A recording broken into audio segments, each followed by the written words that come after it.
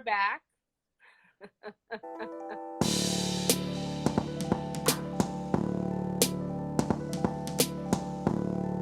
Hey! How are you? Hi. Hey, Nora. Hi. How are you?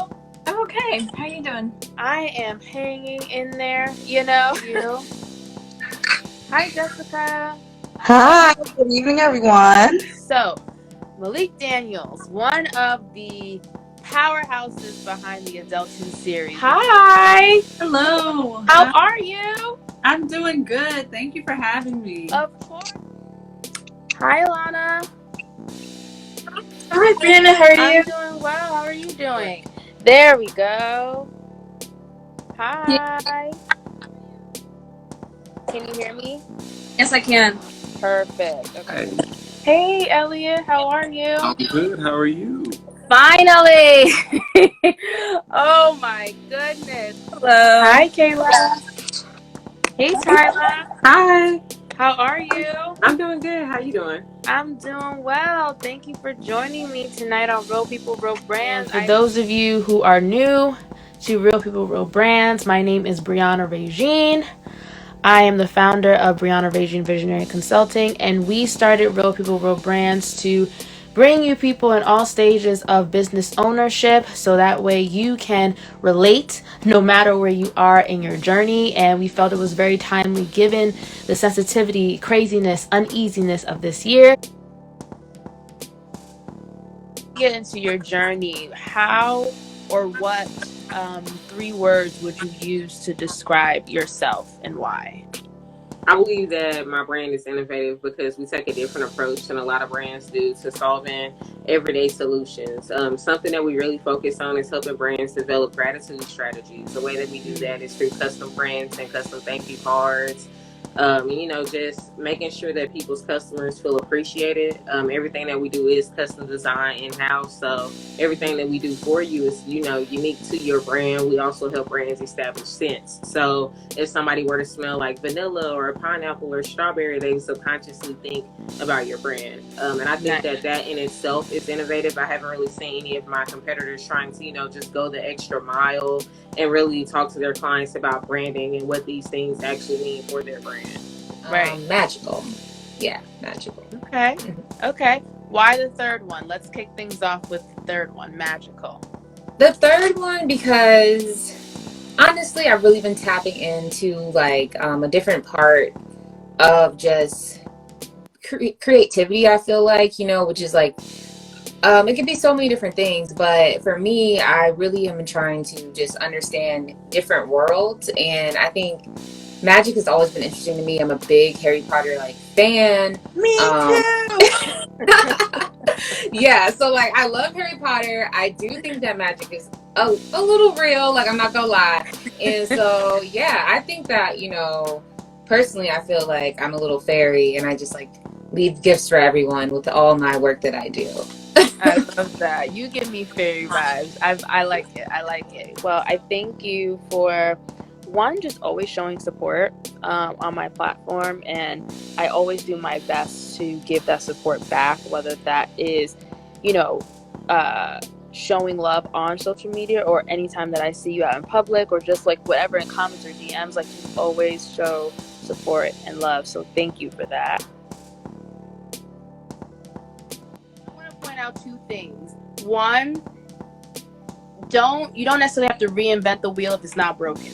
So if there's a resource out there for you to make your job more efficient, especially if you are DIYing it for quite some time, use that platform. And then the second point is, on all of these different platforms, you have to talk the language of your target audience on that platform. So someone may find you on Instagram and they may like how your posts look, but if you don't have the little shop feature, right, that means you're telling them to scroll all the way back up and then click on that link. People are lazy, they ain't gonna do that, or they're gonna get sidetracked, right? So it's so important for you to learn the language of the platforms that you're sharing your brand on and speak that language, and it's going to prove to be beneficial every single time. I think one piece of advice that I would give to anyone out there who is feeling short on the production side of content is to prioritize the fact that if someone comes on your Instagram page or your Pinterest or Facebook or whatever, if they scroll, there's enough quality there to speak for what it is that you do and the value that you provide, even if you're not posting consistently. So at the end of the day, that should be the goal. So yeah, one thing that I would advise you to do, because you are a singer as well as a writer, I would reformulate your website to show all parts of your brand. Because right now your website, it just looks like you're the singer, right? Yeah. So from a branding perspective, I know this isn't the core question, but work with me. I'm getting there. From a branding perspective, I would position your brand asset, being this website, to include more about your writing and your services. Like, even if you offer services off on the side, include that. So for me, one thing that we do within my agency and all of my clients, I always push them, like, don't just create content to create content, because you have to create it. Campaign. And when I say campaign, that goes back to being intentional, having the goal, and then being able to measure your results. So that way you know if your campaign was successful or not, or if you need to change something to make it better the next time. And the length of the campaign, it can be a month. That's typically how we do ours, because it's just easier. But if there's a particular, like, wonky holiday, I think, what was it last Saturday? Like National's Girlfriend Day or something? Oh, God. Like, I think it was. You can do like a week campaign that builds up to whatever you're trying to accomplish, to help, but not build brand awareness about National Girlfriend's Day, but to just infiltrate the market with Mystery Girls brand in relation to that, Right. So yeah, I try to make the clear distinction between content creation and then campaigning. It's the campaigning part that really puts into your mind, okay, what am I gonna do with all this content? So, or ask about how to implement live action video into your digital marketing strategy, right? And I was beginning to say, or I was saying, that anyone can produce content of quality. It's just a matter of which the extent that you go to create those videos that seem like the coolest of the cool. And obviously those need a little bit more resources than a small business owner may have. But I feel like if that's something that you want to creatively try and implement into your digital marketing plan, do it. Do it with the resources that you have.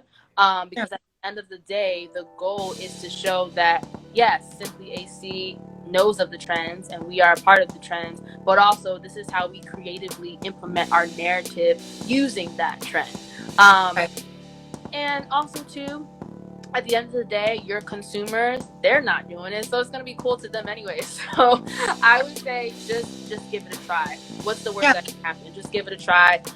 Record on your phone, chop it up on iMovie in the way that looks super cool in the live animation. It may be super time consuming, but at least you tried. And also, too, it'll help you realize the help and the kind of help that you'll need to make the process a little bit more efficient and more ideal for what it is that you're looking for. For me, I like to reverse engineer. Like, I like to look at where I want to be. This is my end goal. And then work my way backwards as to seeing what steps I need to take in order to get there. Right. So I like to refresh that when I have my meetings with my team. This is our end goal. This is where we're trying to get. What do we need to do to get there? And just work your way backwards. Right.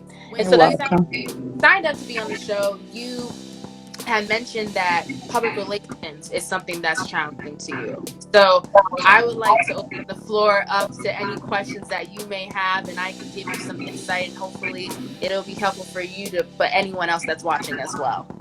For sure. When it comes to public relations on my side, I am not a marketer. I've never really had to.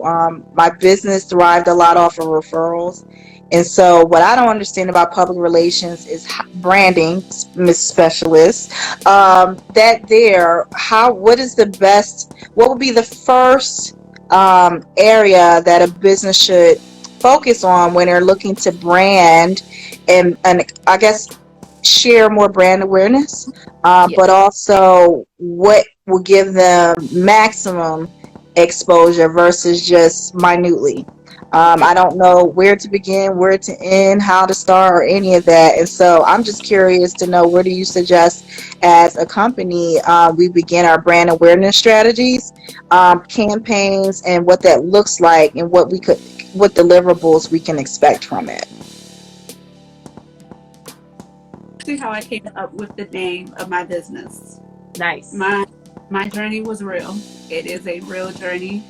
Anyone that I can talk to, what people have brought people into it, it's real. I am real. I don't mind being transparent. I have, in my own lives, I've cried because it's authentic. It really is real. But I took the realness, I took the hard edges, and I smoothed those out, which came to the sophistication.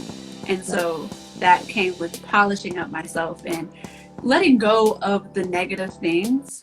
I let those things go, and that made me lighter. And that I teach that to clients, and that leads into the joy. And so now you just wake up and you have this internal, not happiness, because happiness changes, things go on.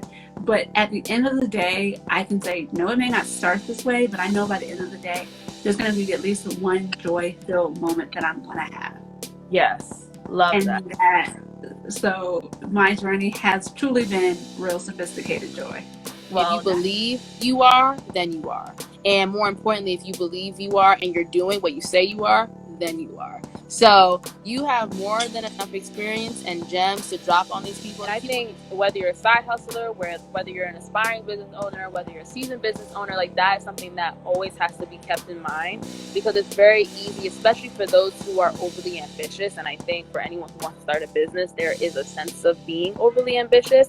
It can turn really quickly to, well, I want to do all of this. And we have a dream and a certain vision of how we're going to get there. But we have to be receptive to the fact that, first of all, we have no say, or our say is very limited in how our journey is gonna play out.